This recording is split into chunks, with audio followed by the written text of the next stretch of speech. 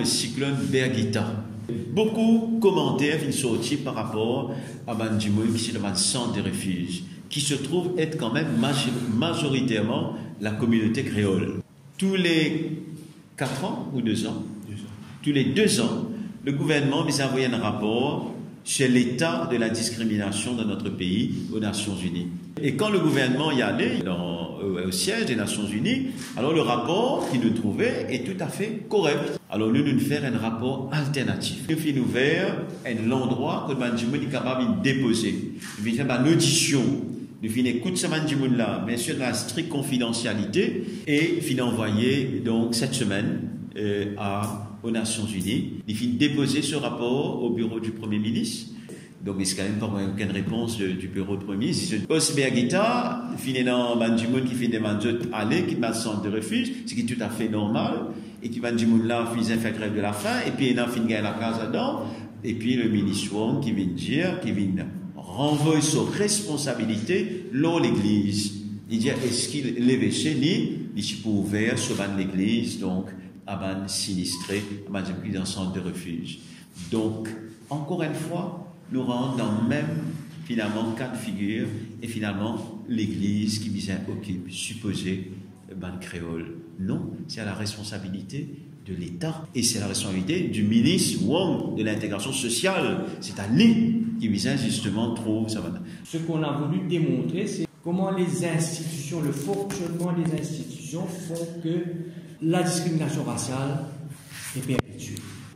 On a pris tout l'arsenal, les provisions de la Constitution pour démontrer qu'en vérité, le système en Maurice, c'est un Prime Ministerial Regime. C'est le Premier ministre qui décide tout, c'est le Premier ministre qui appointe le président de la République, par la suite le président de la République va appoindre les chairmen, etc., les board members, et ainsi de suite. On a expliqué dans le rapport comment le Public Service Commission, Discipline Forces Service Commission, Local Government Service Commission opèrent, que soi-disant on avait prévu le Public Bodies Appeal Tribunal qui allait s'occuper du triumvirat, comment on les appelle, mais qu'en vérité, de par la loi, PBAT n'a pas de juridiction concernant discrimination raciale. Le Equal Opportunity Commission a été créé et le Equal Opportunity Commission existe pour combattre la discrimination.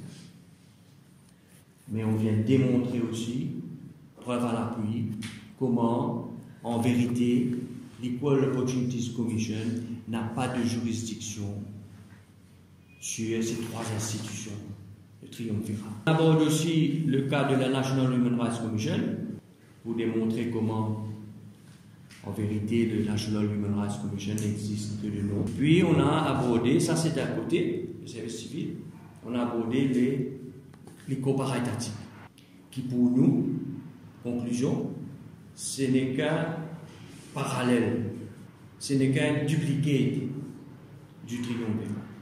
On a mentionné des cas spécifiques qu'on a récoltés dans les auditions privées, l'accord Gorenling, Mauritius Oceanography Institute, Nelson Mandela Center for African Culture Trust Fund. On a repris ce que le rapport de la Commission de Justice et Vérité avait trouvé, que la communauté créole souffre de ce qu'ils ont appelé Post-Traumatic Slave Disorder. On a aussi présenté le cas des Rastas, des Grodriquets, des Agaléens. La communauté créole réclame le droit d'exister. On est au courant qu'il y a une réforme électorale